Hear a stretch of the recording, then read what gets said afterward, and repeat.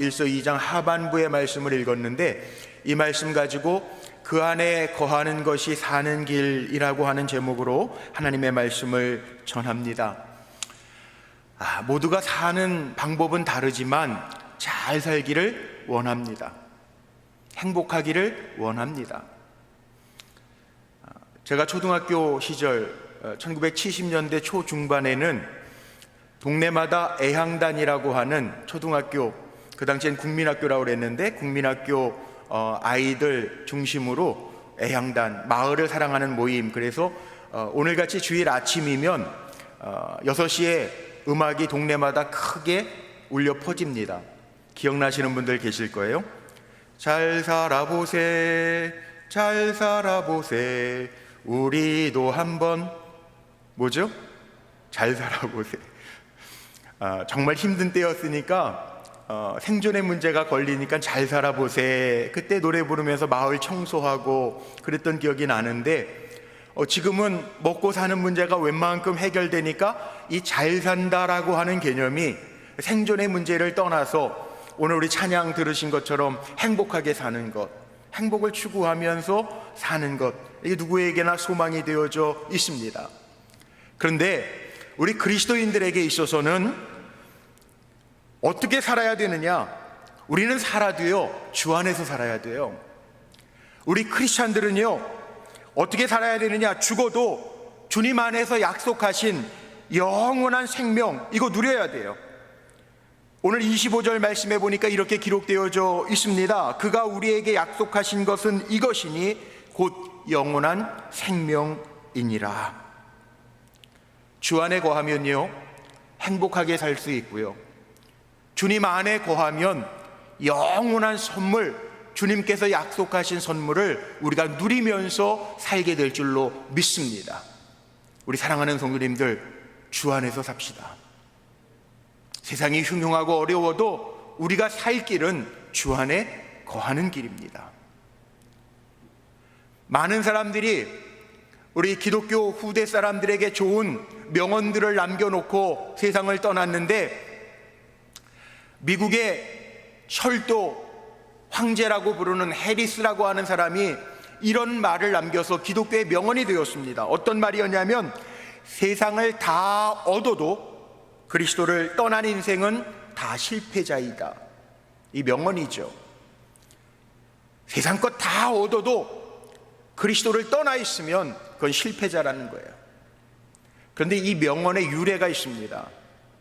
이 해리스라고 하는 철도의 황제, 철도 사업가였던 이 해리스라고 하는 사람이 마지막에 임종의 순간에 사랑하는 아들의 손을 붙잡고 유언한 말이라는 거예요. 아들에게 뭐라고 유언을 했냐 하면, 아들아, 너는 지금 이 세상에서 가장 비참한 사람의 손을 잡고 있단다. 아들이 깜짝 놀랐습니다. 아버지, 그게 무슨 말씀이세요? 아버지는 정말 이렇게 교통의 수단 철도를 많이 건설해서 철도 왕국을 만들어 놓고 많은 사람들이 일자리를 주고 했는데, 아버지 그게 무슨 말씀이세요? 아버지가 남긴 마지막 유언이 뭐였냐면, 이게 오늘 제가 말씀드렸던 기독교인의 명언으로 남아있어요. 아들아, 결코 그렇지 않단다. 내가 세상의 부요를 쫓는 동안에 내게 있어서 가장 소중한 그리스도를 멀리 떠난 과오를 나는 저질렀단다.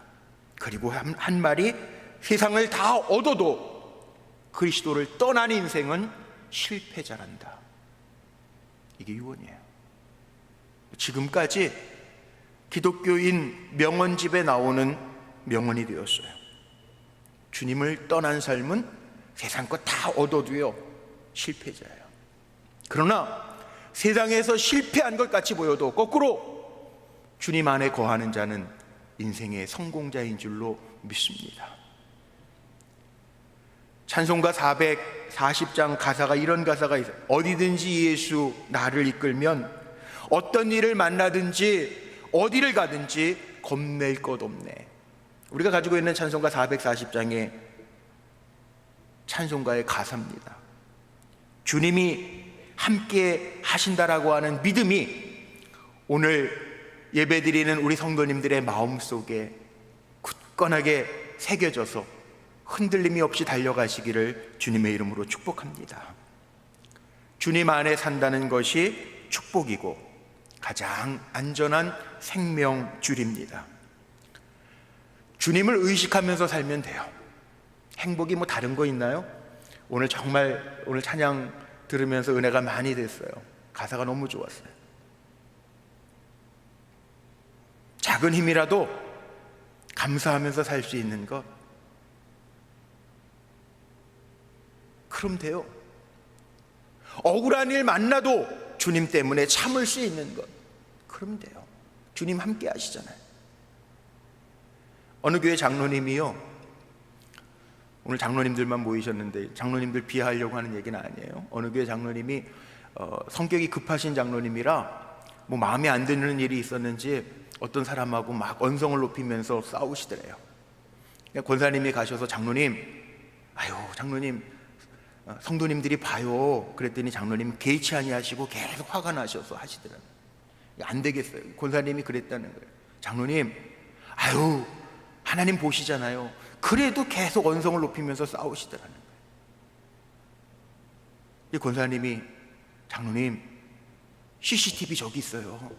그랬더니 움찔 하시더라는 거예요. 우리가 요즘에 살아가면서요, CCTV는 겁내해요. 그런데 우리가 살아가면서 내 안에 계신 주님을 의식하면서 살지는 못할 때가 너무나도 많아요. 우리가 잘 살 수 있는 비결이 다른 데 있는 게 아닙니다. 내 안에 주님이 계시고요, 억울한 일 당해도 주님은 아시잖아요. 그 믿음으로 사는 사람이 이기는 사람이에요. 온라인 예배 드리는 가정들, 부부가 같이 계신 분들도 있을 거예요. 자녀들과 함께 계신 분들도 계실 거예요. 우리 교회 안에는 우리 교육자들과 장로님들 계신데 우리 인사 한번 해볼까요? 우리 주님 안에서 잘 삽시다. 주님 안에서 잘 삽시다. 우리 주님 안에서 잘 삽시다. 내 안에 주님 계시니 주님이 아시잖아요. 그러니까 잘 사는 건 주님을 인식하면서 사는 사람이 잘 사는 사람이에요. 오늘 사도 요한은 요한 1서 2장의 말씀에 보면요, 이 편지를 받는 그리스도인들이 많이 있었을 텐데 제가 말씀을 준비하면서 이 요한 1서 2장을 다시 차근차근히 읽어보니까 반복해서 나오는 게 있어요. 사도 요한이요, 아비들아, 청년들아, 자녀들아, 아이들아, 반복해서 권면합니다. 이 얘기는 뭘까요? 신앙의 성숙도가 다 다르다는 거예요. 아비와 같은 사람도 교회에 있을 수 있고요, 청년과 같은 사람도 있을 수 있고요, 아이들과 같은 사람도 있다는 거예요. 신앙의 모습은 다 다릅니다. 영적인 성숙도는 다 다릅니다. 아비 같은 사람은 어떤 것일까요? 굳건하게 이미 서 있어서 다른 사람들의 신앙을 잘 이끌어줄 수 있는 사람, 아비와 같은 신앙을 가진 사람이라고 말할 수 있겠죠. 청년, 자기의 삶의 문제를 잘 컨트롤하면서 살아갈 수 있는 사람, 청년과 같은 신앙을 가진 사람이라고 할 수 있을 거예요. 그럼 어린아이와 같은 사람은 누굴까요? 세상의 조그마한 요동과 일들 때문에, 환경 때문에 쉬 믿음이 흔들리는 사람, 어린아이와 같은 신앙을 가진 사람이라고 표현할 수 있을 것입니다. 신앙의 모습은 다 달라요. 그러나 우리가 분명하게 깨달을 수 있는 것이 있어요. 우리도 주님 안에 뿌리를 깊게 내리지 못하고 산다면, 내가 주님 안에 거하고 주님이 내 안에 거하시는 것을 전혀 인식하지 못하면서 산다면 우리도 어린아이와 같은 신앙 속에서 헤매일 수밖에 없다는 것 기억해야 돼요. 화려하지 않아도 정결하게 사는 게 행복이잖아요.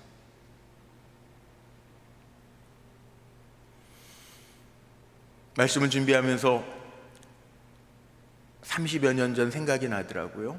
한 30년 된 것 같아요. 20대 중반을 넘어서 후반에, 저는 이미 가정을 갖고 저 단양에서 목회할 때인데, 교회학교 같이 어렸을 때 자랐던 친구 결혼식이 있어서 서울에 주말에 잠시 올라왔어요. 결혼식, 친한 친구니까. 교회학교 친구들 결혼한다고 해서 잠시 올라왔어요. 그때 친하게 지냈던 친구 만났습니다.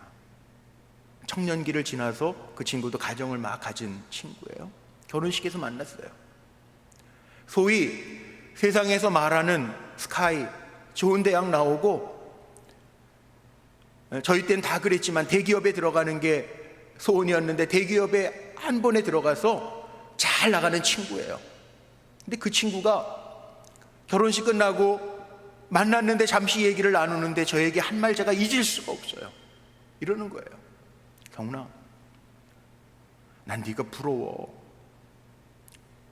왜? 야, 너는 지금 잘 나가잖아. 넌 열심히 일하고 있잖아. 남들이 너 부러워하잖아. 친구들이 너 부러워하잖아. 그랬더니 그 친구가 하는 말이요, 아니야. 야, 이거 쉽지 않네. 네가 제일 부러워. 왜? 너 주 안에서 살잖아. 너 예배 드리면서 살잖아. 너 주님의 일하면서 살잖아. 근데 나는 대기업에 취업했는데 일주일 중에 4일 이상 나 술 먹고 다녀. 너무 힘들어 죽겠어. 난 네가 부러워. 주님의 일하면서 살 수 있는 거 부러워. 그 얘기를 하더라고요.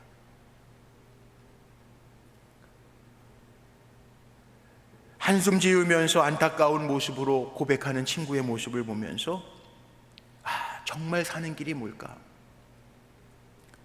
영적으로 살아있는 사람들은요, 영적으로 민감한 사람들은요, 영적으로 죽어가는 삶을 알아요. 느껴요. 그렇기 때문에 주 안에서 사는 것이 정말 사는 길이라고 하는 것을 알아요. 오늘 본문 18절 처음 시작 부분에 아이들아 이렇게 부르면서 요한 사도가 이야기를 합니다.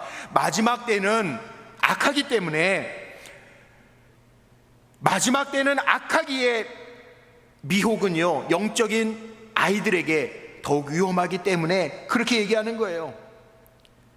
너희가 영적으로 적 그리스도가 오리라고 하는 말 들었지 않았니? 그러니까 영적으로 무장하지 않으면 성장할 수가 없어. 건강하게 성장해야 산다. 그 얘기를 지금 사도 요한은 하고 있는 거예요. 우리가 예수 믿은 지 시간이 중요한 게 아니고요, 내 안에 예수님이 정말 계셔서 내 안에서 역사하시는 주님이 느껴질 때 우리는 삶의 기쁨이, 행복이 나타날 수 있다는 사실을 기억하시기를 바랍니다. 금년에는 어떻게 우리 새가족 뿌리반 수양회를 한 번도 못했어요. 너무 안타깝고 아쉬운 마음이 있습니다. 그런데 참 그립습니다. 새가족 뿌리반 수양회를 할 때 토요일 날 한 주간은, 한 하루는 우리 기도원에 올라가서 함께 기도하고 간증들 나누고 영적인 교제를 하고 와요. 간증하는 시간에 저도 참 많이 울었던 기억이 있어요. 왜? 우리 성도님들이 예수 믿은 시간이 중요한 것이 아니라 주님, 내 안에 계신 주님을 발견하고 간증하고 고백하는 모습을 보면서 제 마음이 뜨거워졌던 그 감격의 시간들을 떠올려 봐요.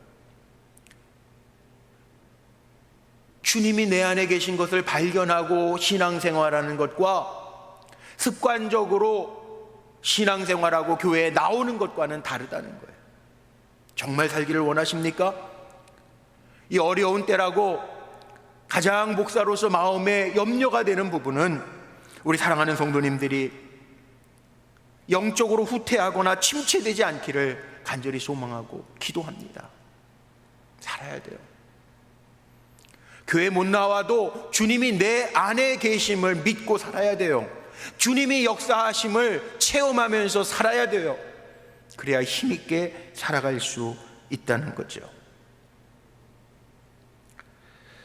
초대교회 겪었던 어려움은 핍박이 아니었더라고요. 요한서신은 사도 요한이 핍박의 시대에 썼던 서신입니다. 여기 18절 말씀에 이렇게 돼 있죠. 아이들아, 지금은 마지막 때라. 적그리스도가 오리라는 말을 너희가 들은 것과 같이 지금도 많은 적그리스도가 일어났으니 그러므로 우리가 마지막 때인 줄 아노라.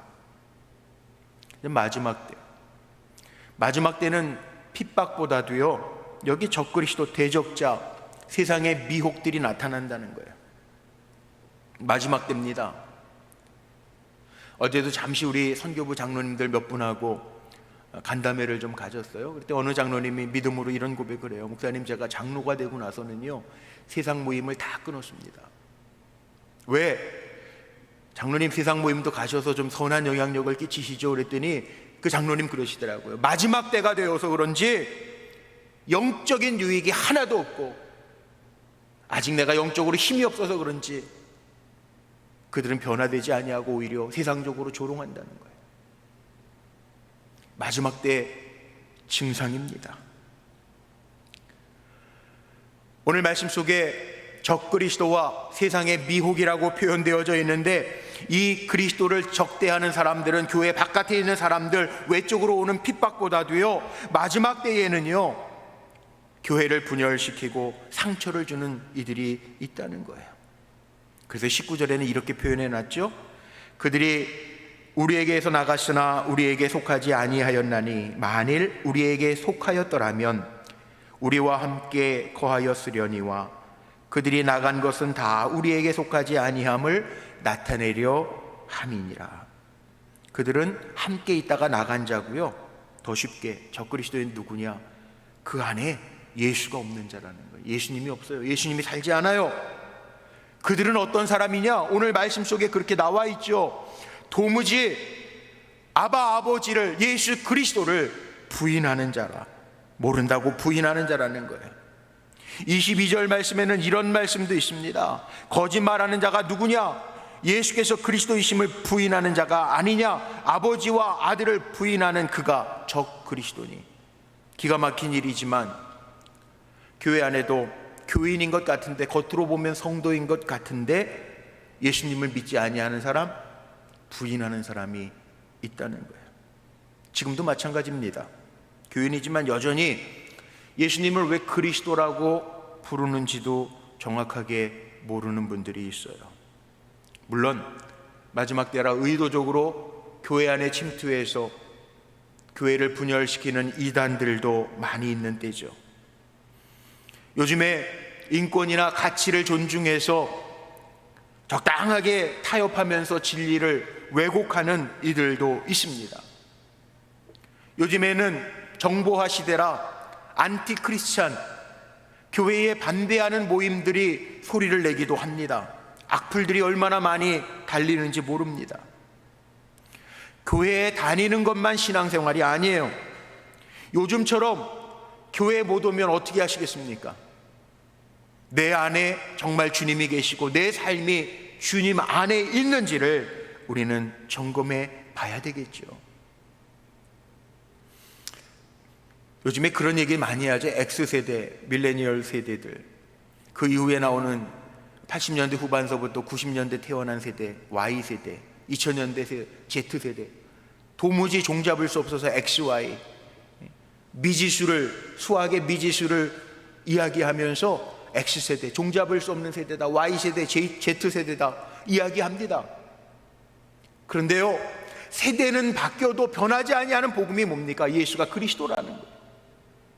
다른 거는 포기할 수 있을지 모르지만 우리가 포기하면 안 되는 것이 무엇입니까? 내 안에 예수가 살아계신 것, 내가 주님 안에 거하는 것, 이건 포기하면 안 돼요. 그래서 오늘 주님이 약속하신 것 무엇이냐? 영원한 생명이 아니냐? 이 생명을 누릴 수 있는 방법은 요한복음도 그렇고 요한서신도 그렇고 주님 안에 붙어 있으라는 거예요. 주님 안에 거하라는 거예요. 이게 사는 방법이라는 거죠. 주님의 마음으로 사는 것, 주님 닮아가면서 사는 것. 우리가 입술로 고백하는 것 참 중요해요. 주님이 그리스도이십니다. 믿음으로 고백하는 것 중요해요. 근데 입술로 고백하는 것도 중요하지만 더 중요한 것이 있어요. 말만 하면 안 돼요. 말로만 그치면 안 돼요. 입으로는 고백하면서 삶으로 부인하면서 사는 사람들이 얼마나 많은 세상, 우리 이율배반적인 사람들 너무 많이 보잖아요. 저 사람도 그리스도인이래, 저 사람도 예수 믿는 사람이래. 이건 말이 안 되지 않습니까?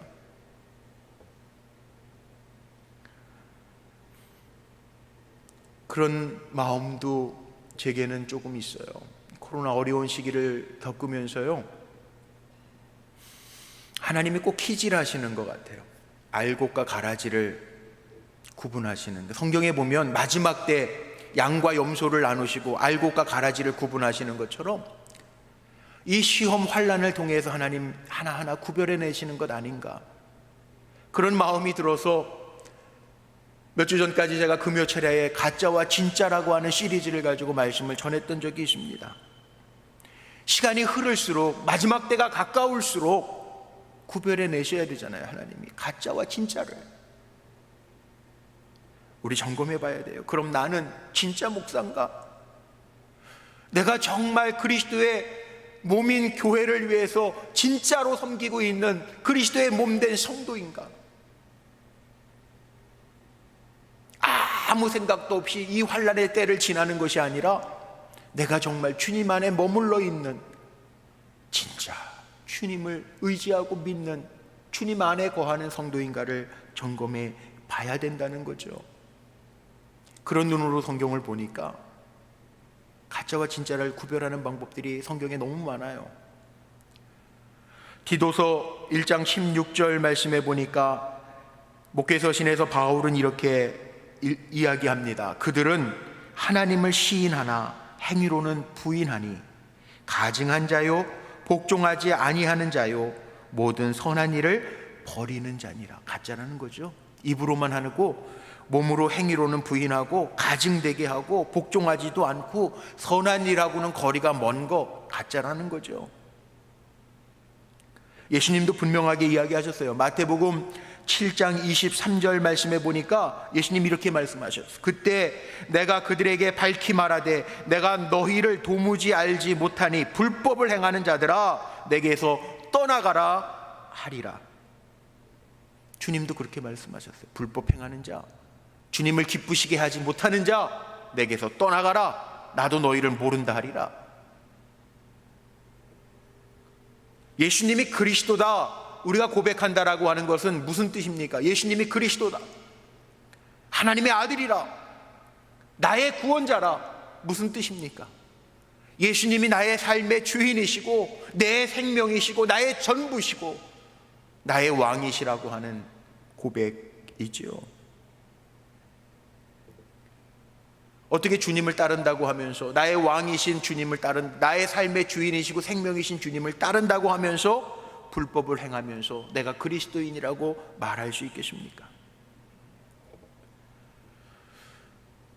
요즘에는 생존의 문제가 아니라 사람들 마음속에 다 그런 마음들이 있어요. 고쳐야 될 마음 중에 하나인데 남들이 하는 건 다 해봐야 된다고 생각을 해요. SNS에 보면 무슨 여행을 갔다 왔다, 어디 맛집에 갔다 왔다, 이런 것들을 올리는 분들이 있어요.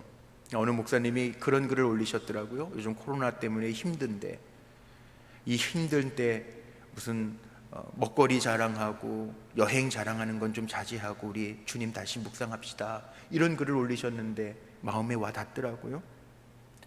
그런데 우리가 예수를 그리스도라고 고백하고 나의 왕이십니다, 주인입니다 고백하면서도요, 거짓말하는 자는 주님을 부인하는 자라고 그랬는데, 다른 사람이 가진 건 못 가지면 불안하고 행복하지도 않다라고 하는 이 시대를 우리가 살아가기 때문에 욕심도 생기는데 그거 버리라는 거예요.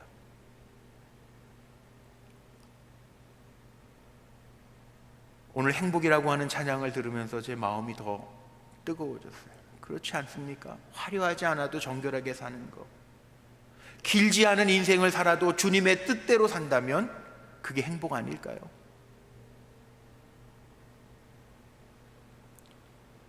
짧은 인생 사는데 나중에 후회하지 말고 사랑하면서 살자고요. 요한 1서 2장 말씀에 보니까 이런 말씀도 있어요. 지난주에 읽었던 말씀이지만 다시 한번 읽어드릴게요. 요한 1서 2장 11절 말씀에 보니까 이런 말씀도 있더라고요. 그의 형제를 미워하는 자는 어두움에 있고 또 어두움에 행하며 갈 곳을 알지 못하나니 이는 그 어두움이 그의 눈을 멀게 하였습니다. 형제를 미워하는 사람은 어두움에 있는 거야. 주님은 참빛이시라는데 주님 안에 거하는 사람은 그 빛 가운데 있는데 형제를 미워하는 사람은 어두움 가운데 있대요. 나중에 볼 말씀이지만 요한 1서 4장 20절 말씀에 보면요, 이렇게도 표현해 놓으셨어요. 사도 요한이 누구든지 하나님을 사랑하노라 하고 그 형제를 미워하면 이는 거짓말하는 자니 보는 바 형제를 사랑하지 아니하는 자는 보지 못하는 바 하나님을 사랑할 수 없느니라. 맞는 말이죠? 와, 얼마나 귀한 말입니까? 우리 조심해야 돼요. 입으로만 그리스도인 이젠 통하지 않아요. 내 삶으로 모습으로 보여지지 않으면 통하지 않아요. 우리는 분열의 영, 거룩하지 못하게 하는 영들 조심해야 돼요. 정말 조심해야 돼요. 왜? 우리가 교회를 가리켜서 그리스도의 몸이라고 이야기하는데 왜 그리스도의 몸이라고 이야기합니까? 우리가 다 영향을 주고 받으면서 살기 때문에 그렇습니다. 교회는 그리스도의 몸이고 우리는, 저와 여러분들은, 오늘 예배드리는 우리 성도님들은 그 주님의 몸을 이루고 있는 지체들이에요. 고린도전서 12장을 우리가 은사장이라고 표현을 합니다. 신명기 28장 축복장, 히브리서 11장 믿음장, 고린도전서 12장 은사장. 은사가 뭐죠? 하나님이 주신 선물이죠. 하나님 우리에게 왜 선물을 주시죠? 왜 물질을 주시죠? 왜 능력을 주시죠? 우리에게 왜 기도의 영을 부어주시죠? 서로에게 좋은 영향을 끼치면서 살라는 거예요. 고린도전서 12장 은사장에 보면 20절로 21절에 이런 말씀이 있습니다. 이제 지체는 많으나 몸은 하나라. 눈이 손도록 내가 너를 쓸데없다 하거나 또한 머리가 발도록 내가 너를 쓸데없다 하지 못하리라. 25절에는 뭐라고 말씀하고 있냐면요, 몸 가운데에서 분쟁이 없고 오직 여러 지체가 서로 같이 돌보게 하셨느니라. 은사는 하나님의 선물이에요. 왜? 주님의 몸된 교회를 이루면서 서로에게 선한 영향력을 끼치라는 거예요. 저는 성경에 나오는 단어 가운데 창세기 12장에 나오는 아브라함에게 하나님이 말씀하신 너는 복의 근원이 될지라, 복의 근원이라고 하는 말을 저는 참 좋아합니다.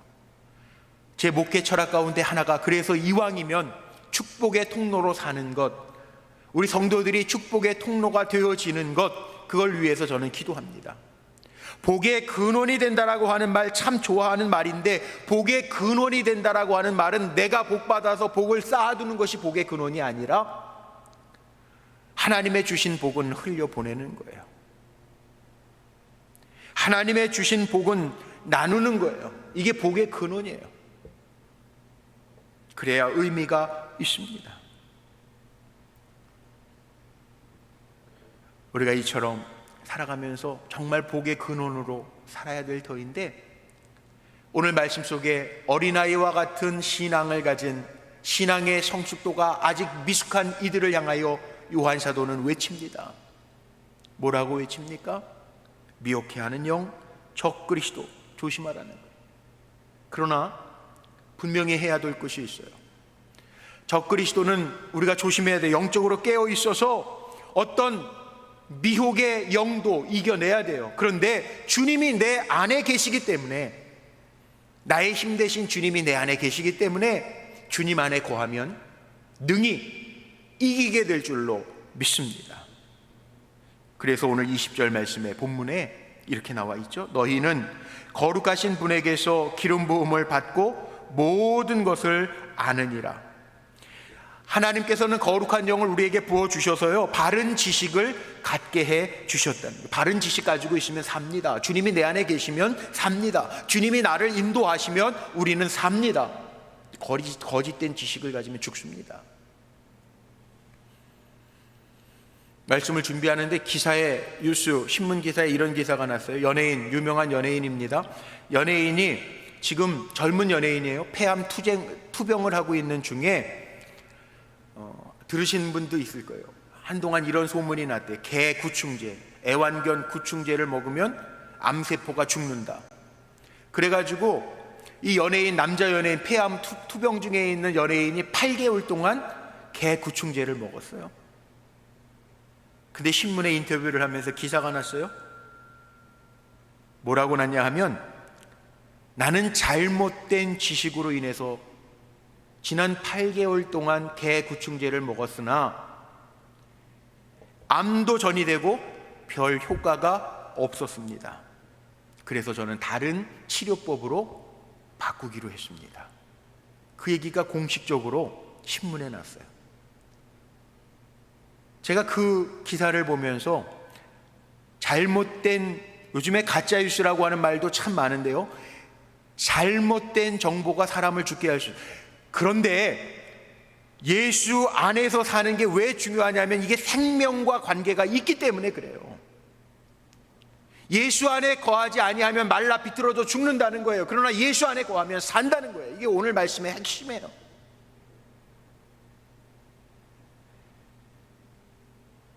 성령으로 말미암아 모든 것 깨닫고 주 안에서 든든히 세워져서 이기며 사는 우리 성도님들 되기를 주의 이름으로 축복합니다.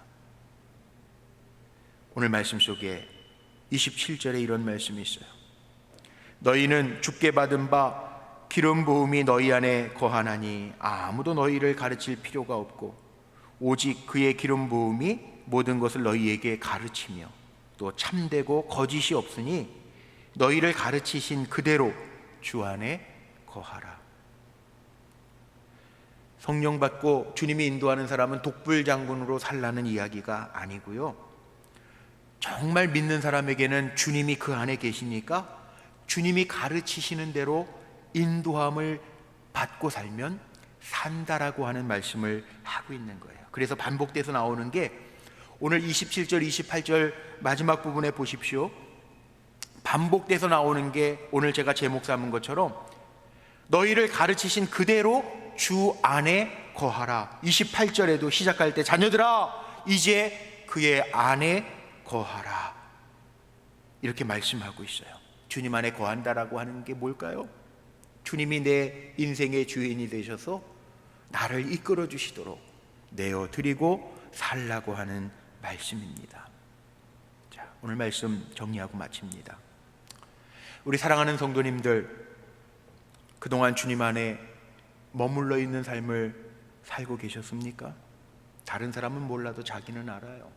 내가 주 안에서 살았는지, 내 마음의 주인이 누구였는지 다른 사람은 몰라도 자기는 알아요. 왜? 이미 하나님 우리에게 주님의 영을 주셨기 때문에. 온라인으로 예배드리는 분들, 가족들 같이 모여 계시면 가까이 있는 아내든 남편이든 자녀든 한번 마주봐 보십시오.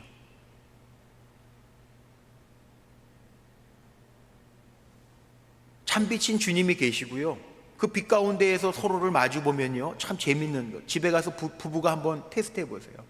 마주 보고 있으면요 그 눈동자, 검은 동자 안에요 마주 보고 있는 사람의 모습이 보여요. 새겨져 있어요. 제가 다 실험해봤던 거예요. 있어요. 내 눈 안에 내가 있다. 드라마 멘트가 아니고요, 마주보고 있으면 그 눈 안에 있어요. 상대방의 모습이 눈동자 안에 비춰져 있어요. 제 마음속에 이런 생각이 들더라고요. 하나님이 주목하시는 사람 돼야지. 어려운 때라고 낭망하고 주저하고 불평하는 삶을 사는 것이 아니라 힘들고 어려워도 감사하면서 주님이 주목하는 사람 되는 것. 우리의 삶 속에 주님이 계시다면 주님의 눈 속에도 우리의 삶이, 주님은 주목하고 우리를 보고 계실 거라는 것. 오늘 다른 말씀 다 잊어버려도 결론은 잊지 마십시오. 주 안에 계시면 삽니다. 주님이 품으시면 우리는 이길 수 있습니다. 어떤 핍박이 와도 유혹이 와도 흔들리지 아니하고, 오늘 29절 마지막에 본문에는 뭐라고 나와 있어? 28절 29절 말씀에 보니까 자녀들아 이제 그의 안에 거하라. 이는 주께서 나타나신 바 되면 그가 강림하실 때에 우리로 담대함을 얻어 그 앞에서 부끄럽지 않게 하려 함이라. 주님 안에서 살면 주님이 언제 강림하시든지 언제 마지막 때가 되든지 간에 부끄럽지 아니하다는 거예요. 이게 결론이에요. 결론을 제가 한 줄로 이렇게 읽고 마치려고 그래요. 오늘 결론입니다. 주님 앞에 부끄러움 없도록 우리의 삶의 인격적인 행위와 삶의 열매를 잘 맺으면서 잘 이겨내고 참 빛이신 주님 안에 거하면서 참된 기쁨으로 충만한 삶을 사는, 행복한 삶을 사는 우리 성도님들 되시기를 주님의 이름으로 축복합니다. 기도하시겠습니다.